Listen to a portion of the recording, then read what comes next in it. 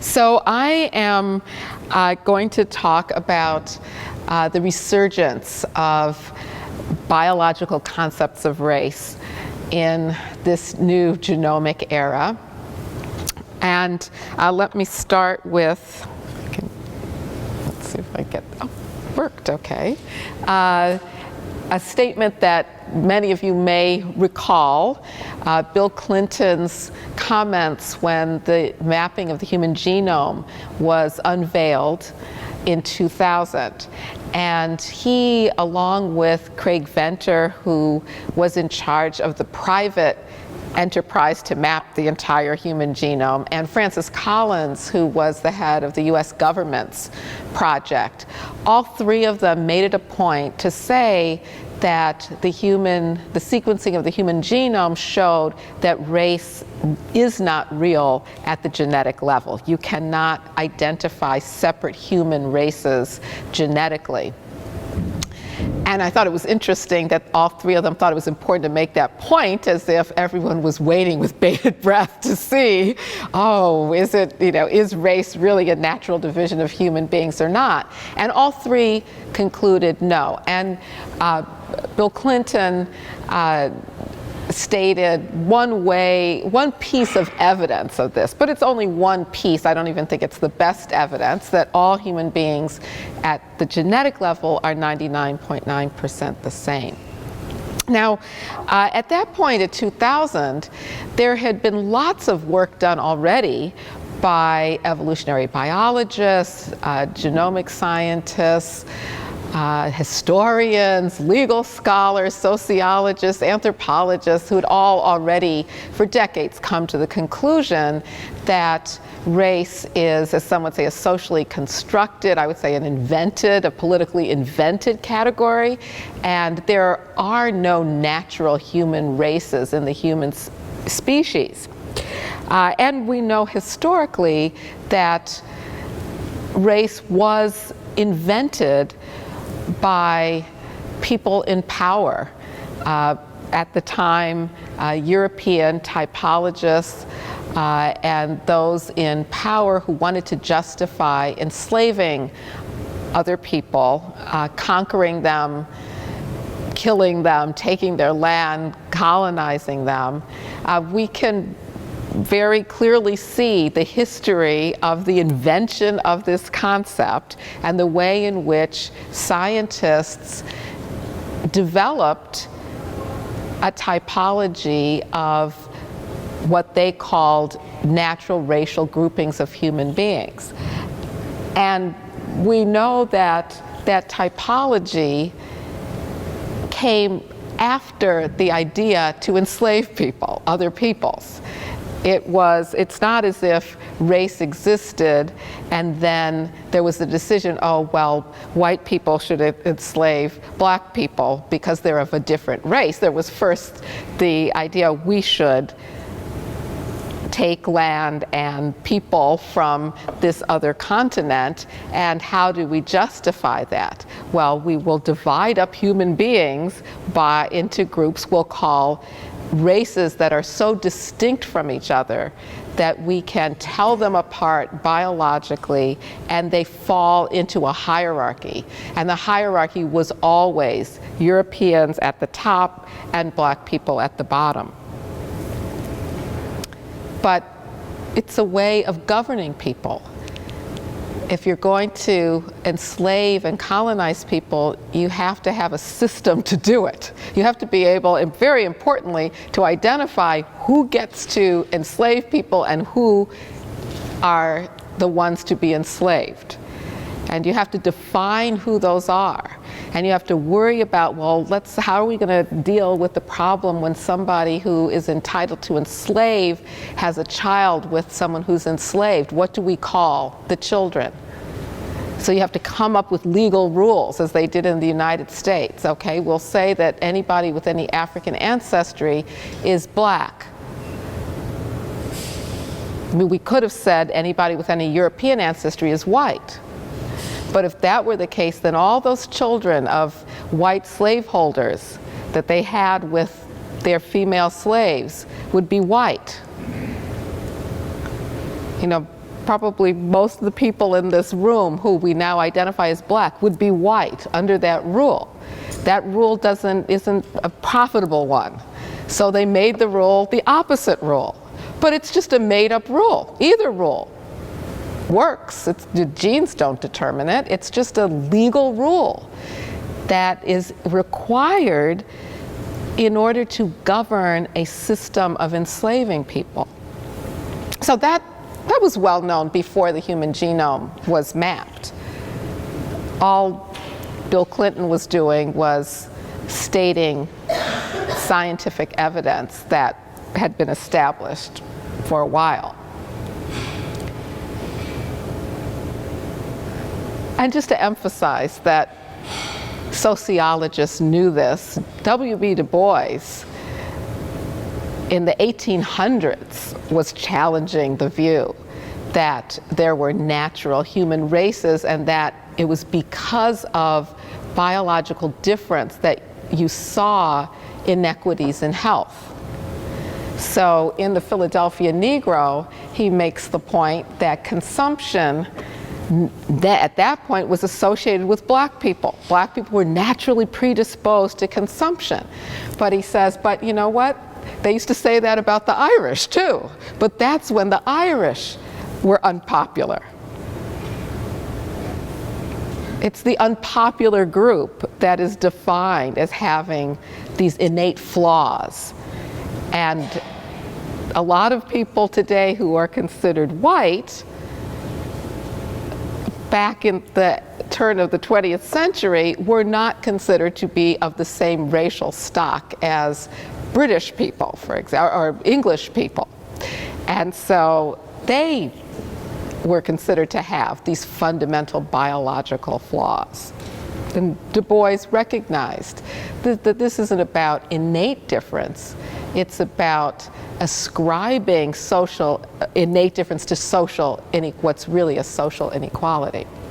So at the time then, it seemed to many people that with the mapping of the human genome and these statements by preeminent scientists like Francis Collins that race isn't written in our genes, we would see a new science of human diversity. That scientists wouldn't feel chained to using the same categories that Blumenbach used 100 years before, more than 100 years before. And that there would be some exciting development that would put into practice the reality that human beings aren't naturally divided into races, and that might then create a new relationship between science and social injustice, not supporting it by continuing to promote the idea that there are natural human races, but by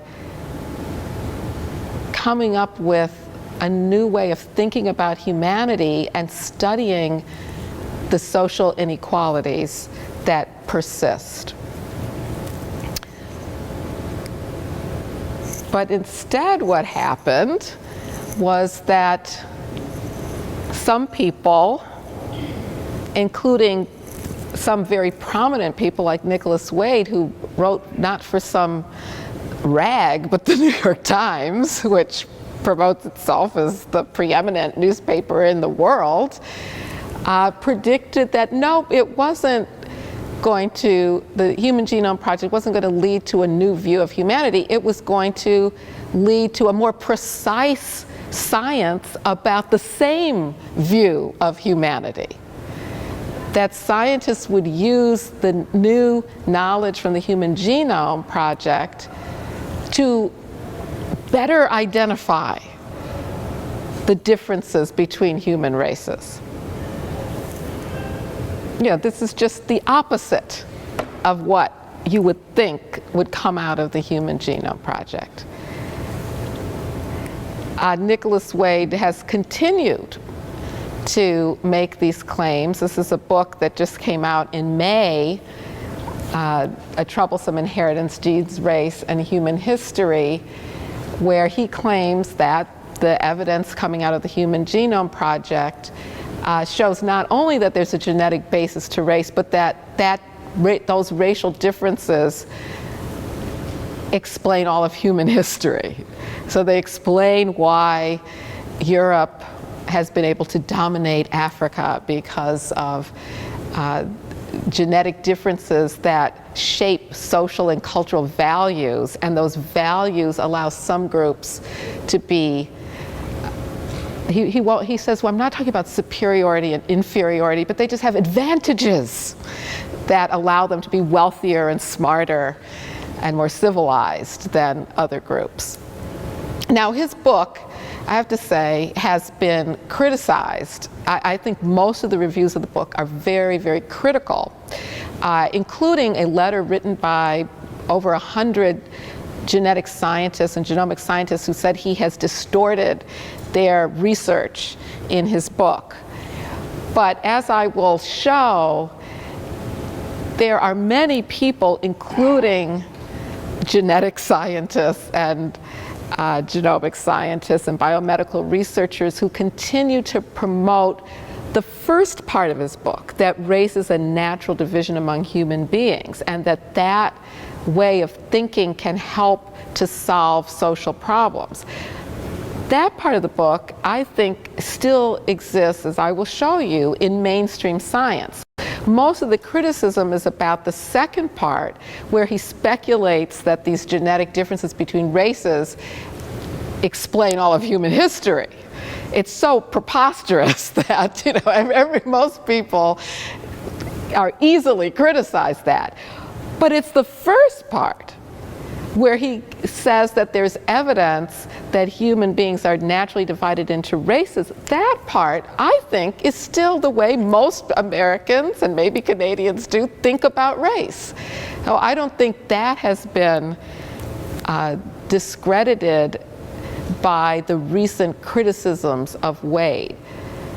I think I discredit it, and many other people have discredited it, but it's not seen as controversial. It's pretty well accepted still. The same view that those European typologists had in the 1700s is still well accepted, and what I want to argue is that it is intensified in the last decade, and that there are political reasons why that view has intensified. So, in response to this explosion, I would call it, of research and headlines about racial differences at the genetic level, I wrote my book, Fatal Invention: How Science, Politics, and Big Business Recreate Race in the 21st Century. First of all, just to document that this was going on, and secondly, to try to explain why this view would be popular in the 21st century. Why didn't the Human Genome Project lead to a radical shift in the way in which doctors practice medicine, the way in which biomedical researchers look for the causes and solutions to health inequities, for explanations for differences in educational attainment and incarceration, to take some examples. And I argue that we're seeing a new biopolitics of race in the United States, at least, although I haven't done research on this, but I've been told that some of these ideas are circulating around the world. For example, with some researchers in India looking to develop caste-specific medicine. But I'm going to focus on what's going on in the United States.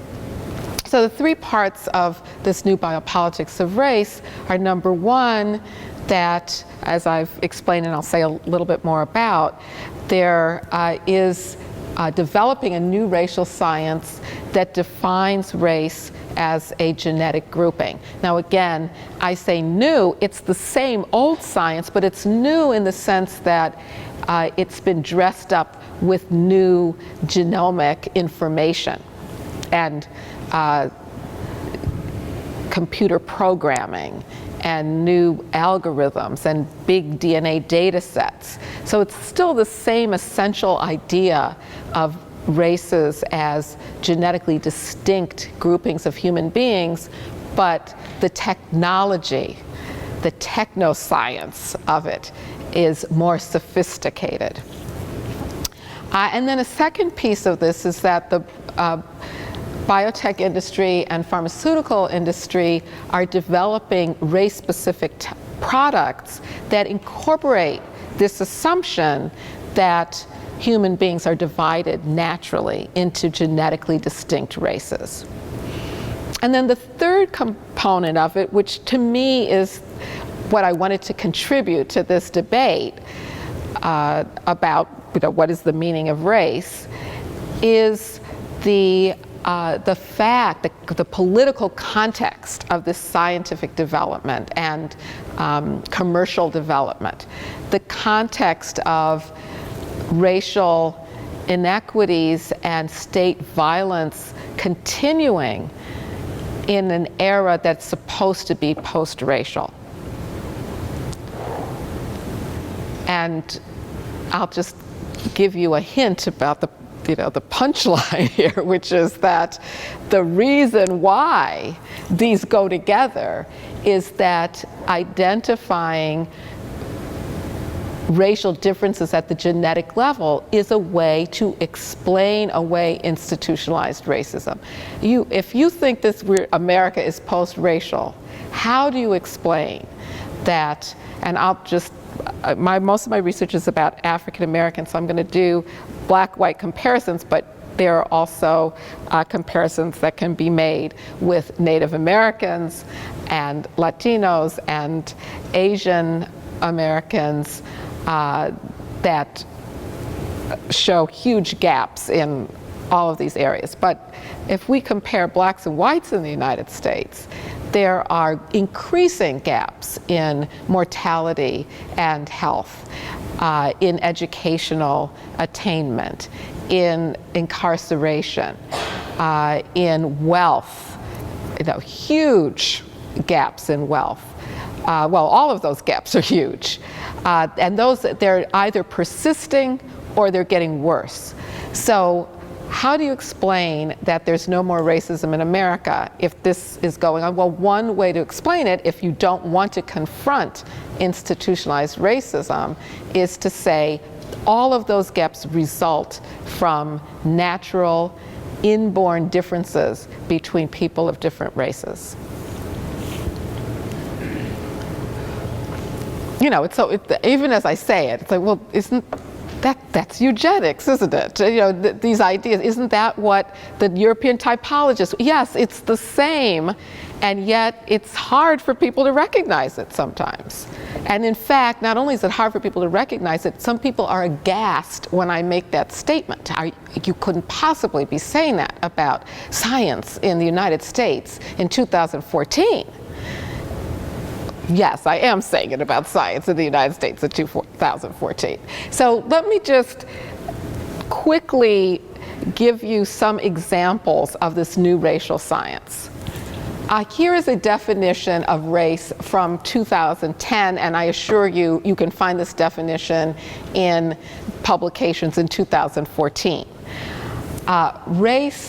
Races are population clusters based on genetic differences due to evolutionary pressures. Again, that's basically what Nicholas Wade said. So as I'm saying, this is published in major scientific journals. It's not like he's an outlier saying this. This is a very common view still in science today that passes editors and peer review, in major scientific journals, that the human species is divided into genetically distinct races that were formed by evolutionary pressure after all human beings originated in Africa. But at some point, well, in fact, I was just tweeting today about an article that came out I think it was yesterday, a scientist who looked at a 45,000-year-old skeleton and found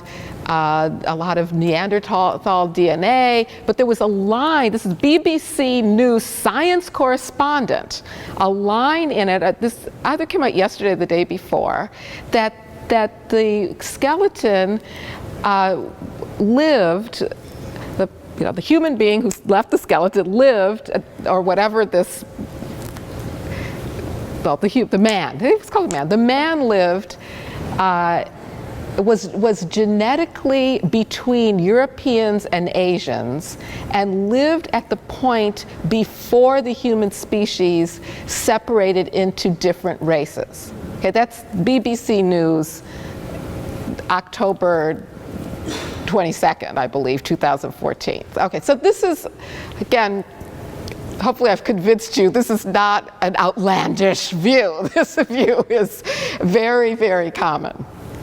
Along with this view come the most preposterous theories that again get published in major newspapers and major scientific journals to try to explain certain realities that would contradict the view that there are these genetically distinct races. So one reality is that if you look at some diseases that African Americans have higher rates of than whites, you find that West Africans do not have those high rates of disease.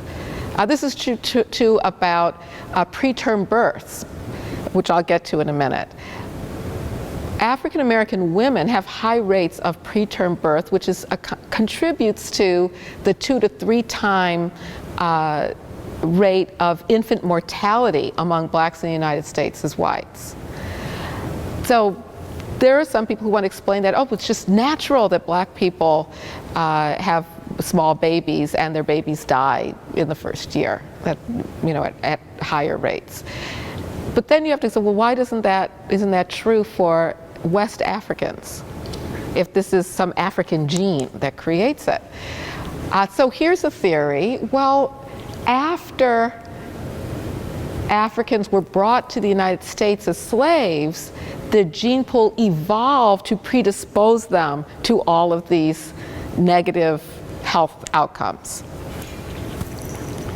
And so, as Wade says in this article, certain disease-causing variant genes became more common in African Americans after their ancestors reached American shores, perhaps because they conferred greater offsetting benefits. So the idea that a whole group of people, a very genetically diverse group of people, would for some reason, over a short period of time, we're talking about 300 years, evolve to have negative health outcomes, right? Why could that possibly? So the speculation, well, there was some greater offsetting benefit to black people to have all these negative health outcomes. That's just pure speculation. Okay, but I could show you lots of studies with pure speculation like this to try to justify this view of black genetic difference and flaws in biology.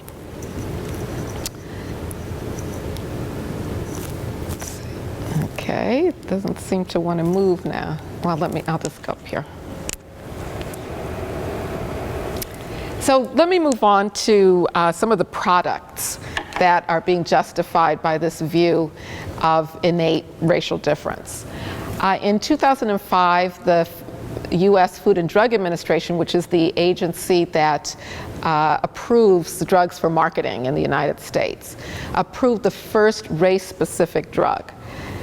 This is a drug that is only approved to prescribe to African Americans or black people. It depends on which document you're looking at. So it's not really clear if it should be prescribed to people who have immigrated from the continent of Africa or not, or people who might describe themselves as black, but they're not African American. It's not clear, but that race of people, black people. That's who it's for, and they, who are suffering from heart failure.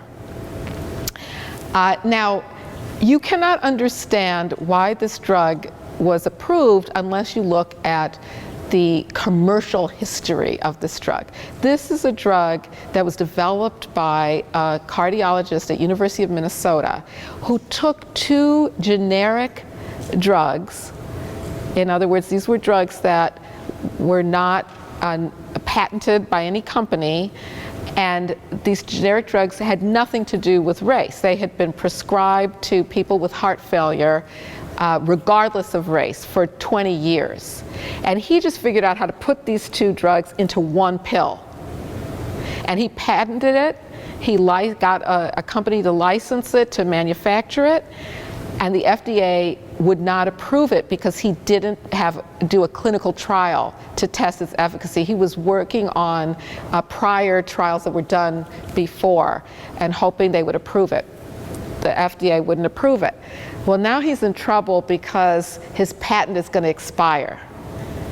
And to get a patent, you have to have a novel claim.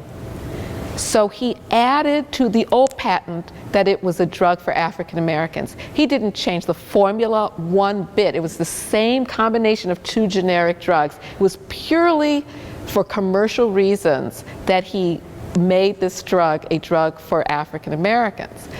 The FDA told him, if you conduct a clinical trial including or just involving African Americans and show it works on African Americans, we may approve it. And that's what he did. He put together a clinical trial only involving African Americans. It did work because his theory made sense in human bodies, that these drugs dilate the blood vessels and make it easier for the heart to pump blood.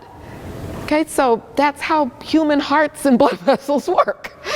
And so, yeah, it worked on human beings who are black or identified as black. So then the FDA approved it, though. So now all of a sudden, this becomes a drug for black people. Now they have to justify, why do we have a drug for black people? Well, the explanation then became that we're using self-identified race as a surrogate for genetic markers. This is the statement by the researcher who chaired the FDA advisory committee that voted to approve this drug as a drug for black people. Now, as I just told you, this drug had nothing to do, the development of it had nothing to do with genetics. This clinical trial did not test anybody's genes. This was a cardiologist. He didn't know anything about genetics. He just knew how the heart works. But in order to justify it, we have the FDA perpetuating this idea that there is something different about black people's genes that makes this drug work better for black people. Purely made up. Purely made up.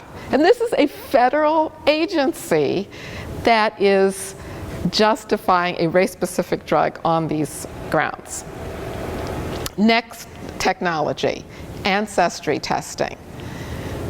Genetic ancestry testing. Two kinds of companies that do this testing. One type of company will tell you what race you are or what combination of races you are, and the other traces your ancestry either through the maternal line or paternal line to a particular part of the world. And that kind of company has been popular among African Americans to trace their ancestry to a particular part of Africa or a tribe in Africa. Jews to trace their ancestry to a particular tribe of David. And Native Americans to trace their ancestry to a particular tribe. So one is race-based, the other is ancestral-based, but they often get confused, as race and ancestry often do get confused. And they raise questions I don't have time to go into the technical scientific problems with these, but you can just think about it. How can a company tell you what race you are based on your genes? And the other, just think about it, how can a company trace your ancestry to a particular tribe? How does that company know what was the DNA of the tribe that your ancestors came from? And I'll just give you a hint. They can only match or compare your DNA to that of a tribe if they have that tribe in their DNA database, or a sample from that tribe in their database. If they don't, they can't possibly tell you. And they will tell you, though, believe me, they'll give you a certificate telling you something, but read the fine print. Read the fine print. It also raises political questions, as Kim Tallbear has pointed out.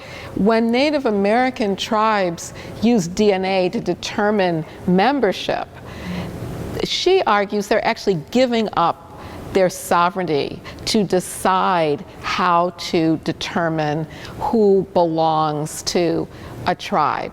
And she points out that historically, that decision was a political or social determination. It wasn't based on, obviously it wasn't based on genes, but it wasn't even based on biology.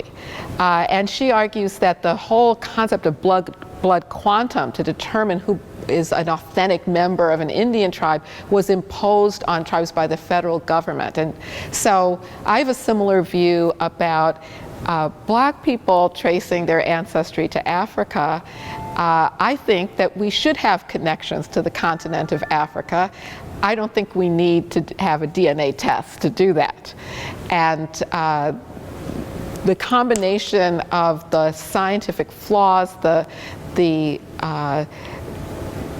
kind of puffery that goes on in trying to get people to pay for these technologies, I think is, some of it borders on unethical. Now, some of the responses to this new racial science and criticisms of it include some scientists saying, well, don't worry about this science. We're doing good science. It's racists who will distort what we say to take the facts about racial differences and use them to justify inequality. And so let us do our research showing genetic differences between races and just put in place precautions against the racist use of our research. To me, this ignores the fact that the racial categories were established in order to perpetuate racism. Again, it's not as if these categories existed naturally and then people used them for racist ends. It's just the opposite. They were created in order to facilitate racism. And we can maybe talk about later, if there's time for questions and answers, about what is the role of race now. I'm gonna, even thinking about it as a political entity, or division as a way of governing people. And I'll talk a little bit about that. But let me just, I want to make the point, though, that when these scientists say, let us do our good science and worry about the racists later, in addition to not understanding the relationship between race and racism, they also are ignoring how treating race as a natural division of human beings produces bad science. If you can't start with a category that is false and expect the science to be good. And so we get studies like this one that test the hypothesis, and this is not unusual, that Black race, independent of other factors, increases the risk of extreme preterm birth and its frequency of recurrence. What is the meaning of Black race independent of other factors? It's like if you strip away income, you strip away experience of racism, you strip away neighborhood, you strip away everything, there's some essence of black race that black people have that causes them to have preterm births. Some essence of black race that black people have that causes them to have high rates of hypertension.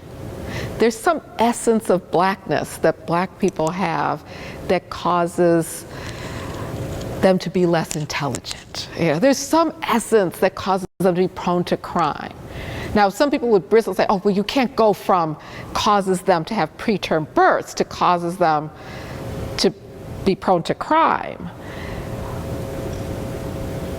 But that slippage has been very common. We know that that happens over and over again in history, and it comes from the belief that there is something called black race that is inscribed in the body that is prior to politics, prior to society. If you think that, then you can explain all sorts of things in politics and society by going back, digging down to that essence of black race. And that's what this hypothesis is saying. There's some essential, natural part of black people that causes this health outcome. And by the way, you can read the study. They don't define what that is. They don't tell how you decide who has that essence. It's usually just if you self-identify as black, or if the researcher looks at you and says, I can detect that you have the essence of blackness in you. I swear, that's how this research is done. And then they control for a few things, whether it was receipt of certain welfare benefits, and conclude that there's a probable genetic component to this public health problem. We'll see again how it goes from preterm birth to a public health problem. So the public health problem is caused by, at least partly, by genetics. And what commonly happens is you get a study like that is poorly done with a hypothesis that doesn't even make sense, and it gets a headline in the New York Times and the BBC, all over the world, headlines. And what do you think when you read this headline? You think, oh, that explains higher rates of black infant mortality. It's not because of lack of access to prenatal care or because of the stress that black women experience because of racial discrimination or growing up in a poor black neighborhood with environmental toxins. Oh no, it's because of this essence of blackness that predisposes black people to all these negative outcomes. Now, I want to be clear that I'm not saying that there is no connection between race and biology. It's just a different connection. It's not that race is a biological category that naturally produces these health disparities because of genetic differences, but race does have biological consequences because racism has effects on the body. A simple effect is the stress that experiencing racism creates. I often wonder why so much money is being put into trying to explain why, for example, young black men have higher rates of heart failure, and why they had to come up with a race-specific drug with an explanation that it's because of some genetic difference in their physiology. Isn't a much more logical explanation that young black men have such high predictability of being incarcerated, of being stopped by the police, of being harassed by police? Just the risk of incarceration now, in some neighborhoods, it's a 50-50 chance that little black kids are going to be incarcerated.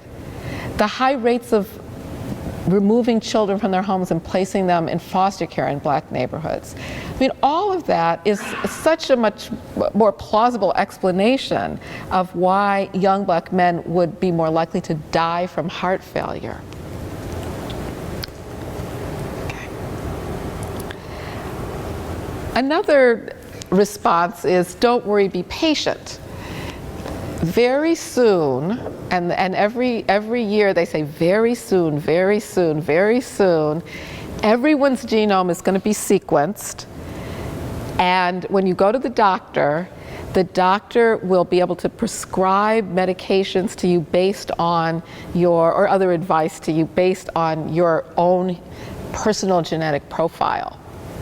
And so we're using race right now, some scientists and biotech companies say, in order to, just as a temporary proxy, as the FDA scientists said.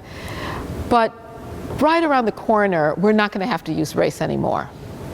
So just be patient. Let us use race now. Let us have race-specific medicines now, because we don't know that genetic difference that's causing greater propensity for heart failure or that makes Bioethics work better. But pretty soon we'll identify the gene, you'll be tested for the gene, we won't need to use your race. That's the argument.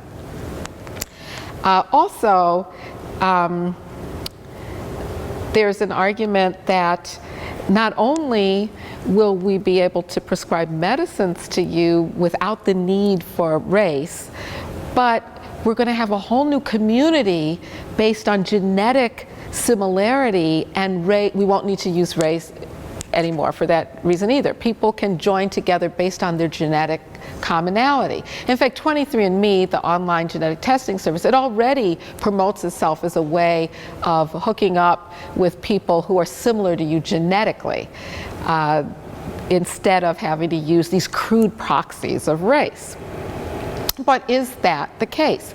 Well, Bioethics, the race-specific drug, was promoted as a step toward personalized medicine. So we could see in Bioethics that race serves a commercial purpose. And even when there was no evidence of a racial distinction in the value of this drug. In other words, race is commercially useful even if it's not genetically necessary. And so the prediction that we're going to do away with race, just be patient, the more we learn about genes, first of all, is belied by what I've just been talking about, that the Human Genome Project did not do away. The knowledge about genes did not do away with the use of race as a biological category. And as long as it serves a political purpose and a commercial purpose, race will continue to be used. Okay, let me just, now the final argument I want to look at is there's nothing to worry about.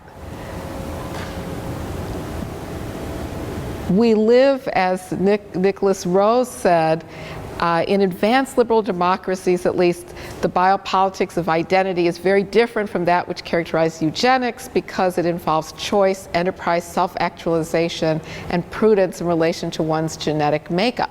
In other words, we shouldn't worry about these developments because we live in liberal democracies where the use of these technologies is about free choice, expanding our ability to manage our health and our lives at the genetic level. We should be excited about this, not worried about it.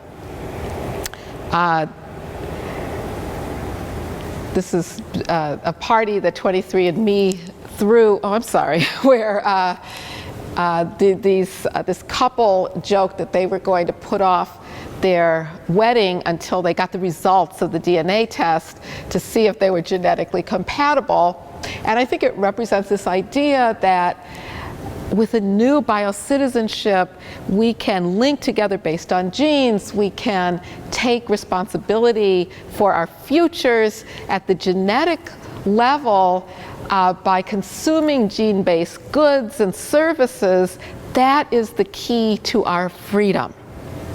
So don't worry about racism. This is about freedom, and besides which, we live in these free societies, so we don't, eugenics isn't going to happen anymore.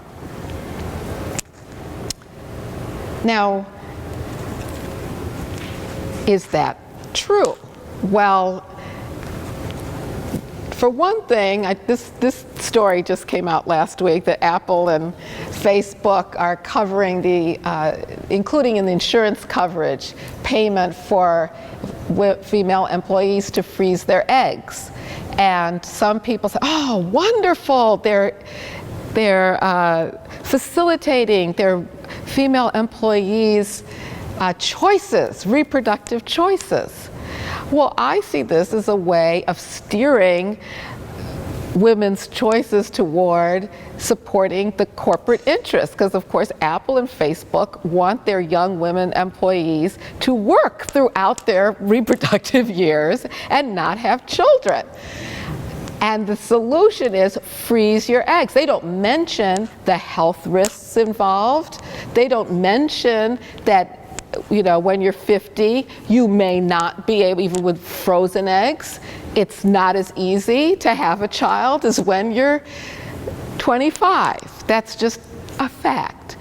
But not getting into the biological details, this to me is clearly a way to support the corporate interests, not to support women's freedom. If they wanted to support women's freedom, they would give them a year off paid salary with a promise that they could get their jobs back so they could take care of their kids when they want to, not wait until they're in their 40s and 50s to have children. And then, is America a place of choice and self-actualization? Well, as I said in my 3 points of the new biopolitics, we have to place this new science and biotechnology in a context of a huge shrinking of the welfare state, slashing of social programs and social welfare in the US, all to support corporate interests and the accumulation of capital, which has created the greatest inequities in wealth that have ever existed in the United States, with the huge percentages of wealth owned by a tiny, tiny percent of the population, and at the same time, the brutal punitive governance displayed in or enacted in mass incarceration, and I would include in that the foster care system and the welfare system that have extremely punitive policies that make it difficult for people who are poor or have low incomes, especially people of color, to survive. And are we beyond eugenics? Well, just to give one example, last summer it was revealed that the California prison system had enacted a policy encouraging female inmates to be sterilized, and that about 150 women had been sterilized illegally. I would say the numbers are more than that, because some people would say it's unethical to sterilize an incarcerated woman, period. But even if you don't go that far, this program did not follow the law required for performing a sterilization on an incarcerated woman. And the justification by the Dr. James Heinrich, who approved these illegal sterilizations was that it saved the state of California money. They would be paying welfare for all those unwanted children that would have been born if the incarcerated women hadn't been sterilized. There's also a train of thought in the use of genetic testing that women should be encouraged to terminate pregnancies where the test shows some disfavored genetic trait. And one example of this is a study of women who gave birth to children with Down syndrome despite the availability of testing to identify whether the fetus had Down syndrome. And many of them report that they are chastised and in other ways looked down upon for not choosing to terminate their pregnancies. And then there's also the idea that the public shouldn't have to support parents and children if the parents could have used genetic testing and avoided the birth of a child with disabilities. Again, if this were enacted in policy, and I think there are ways in which it's already in policy, that it pushes women toward terminating pregnancies based on the results of a genetic test. Now, I think that women should have total autonomy over the decision whether or not to terminate a pregnancy, but I don't think women should be punished if they make a decision to have a child predicted to have a disability. And then one more related technology that is coming out of the gene age, and that's genetic surveillance.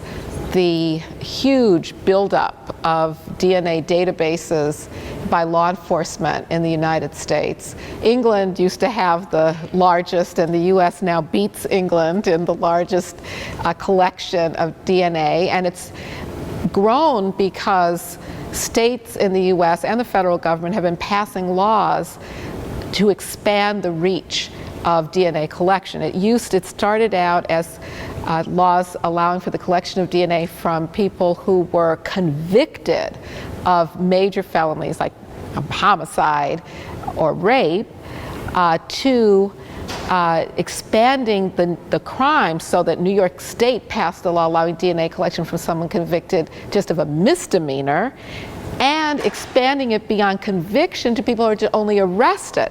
So a number of states in the United States now collect DNA from people who are only arrested for crimes. And Congress has passed a law allowing the collection of DNA by federal agents of anyone they detain. That includes people suspected of being undocumented immigrants. So you can guess whose DNA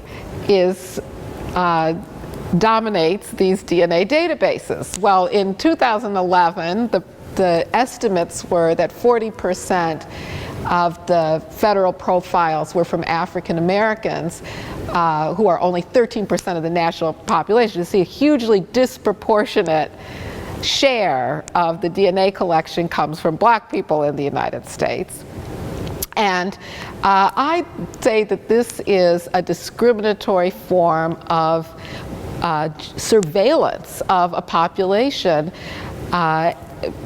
Once your DNA is in the database, you are a permanent suspect. A permanent suspect. And some people will say, well, look, if you don't do anything wrong, why do you care if your DNA is in a national database? Number one, I truly believe that if President Obama issued an executive order today saying we're going to go door to door and collect DNA from every American, there would be a huge outcry, especially, from the conservative libertarians who would say government isn't coming in my house to take my DNA. But people are okay with it happening to Black people, even though we know about the racist policing, especially arrests of young Black people in the United States. Also, there are errors. One reason you don't want your DNA in the database is that there's all sorts of errors that can take place and have happened already in the US where the wrong person is identified because of just a transcription error or mixing up the vials, and there's lots of ways that there can be errors. And also, we know that sometimes police plant evidence, and you can plant DNA as well. And then there's,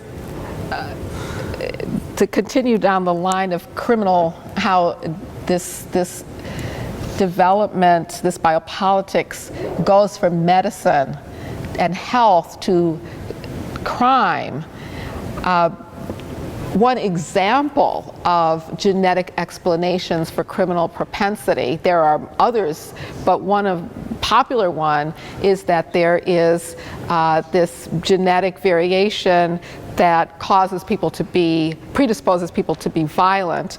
And this researcher, Kevin Beaver, claimed that there's actually a gang-banging gene, a gene that predisposes people to join gangs.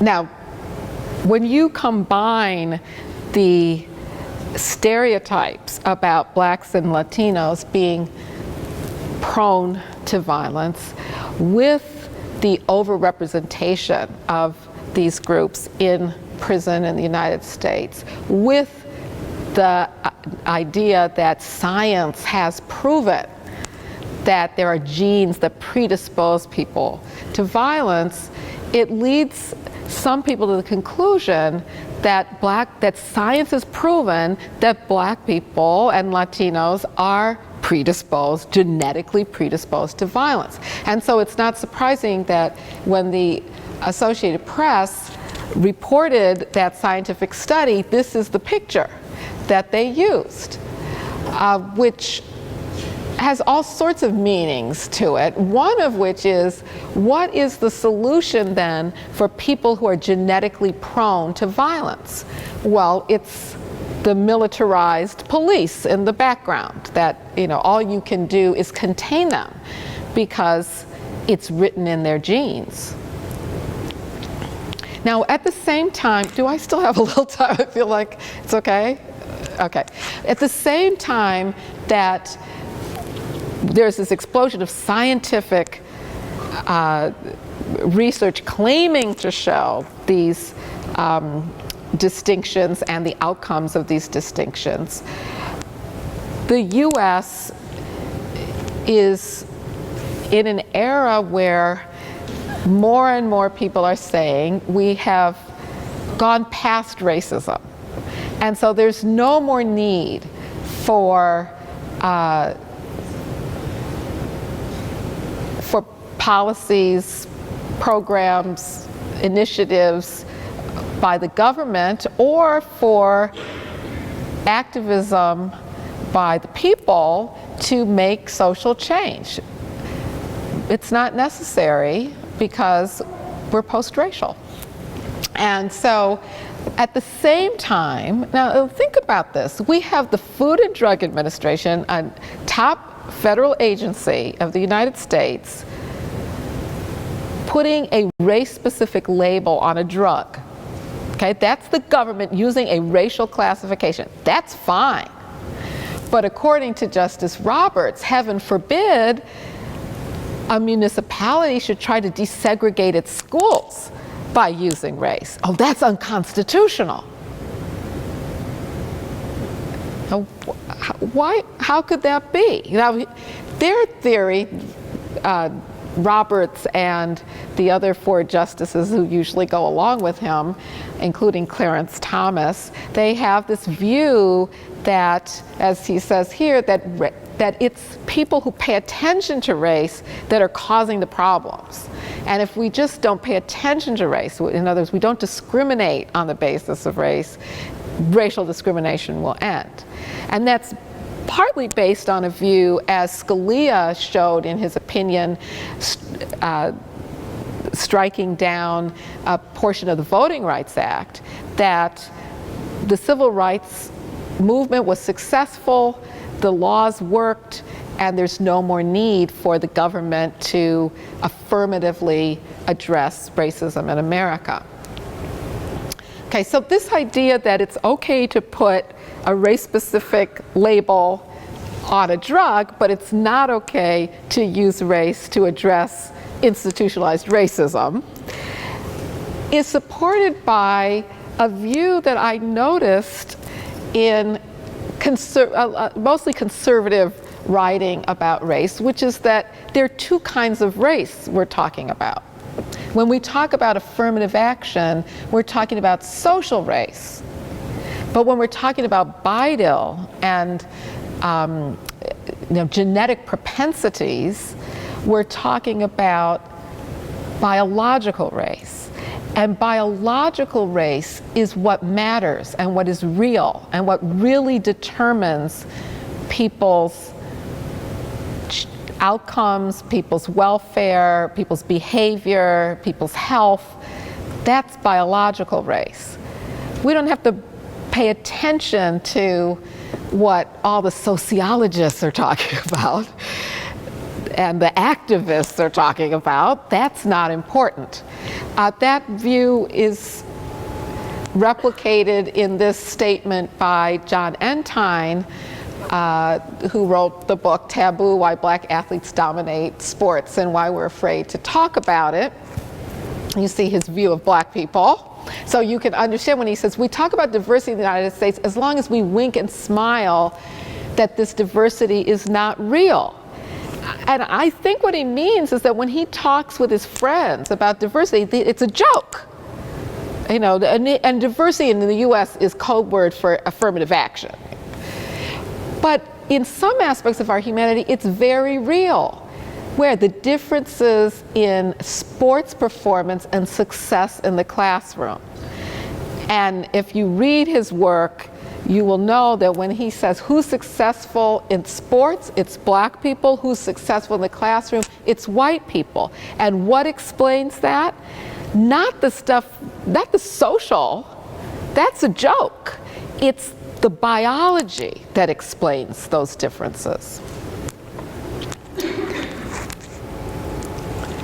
So what we're seeing is this twisted logic. I think it's just the opposite of what I think about race. So I think that the biological concept of race is just a myth created to support a racist governing of people, system of governing people. But the logic of the other 2 commentators is that racial differences are real at the molecular level, but only constructed in society. So when we say race is socially constructed, they're saying, all you're really saying is that there's this real biological race, but it's just interpreted differently in society. But that's not what race really means. It's the biological that is what determines what we see in society.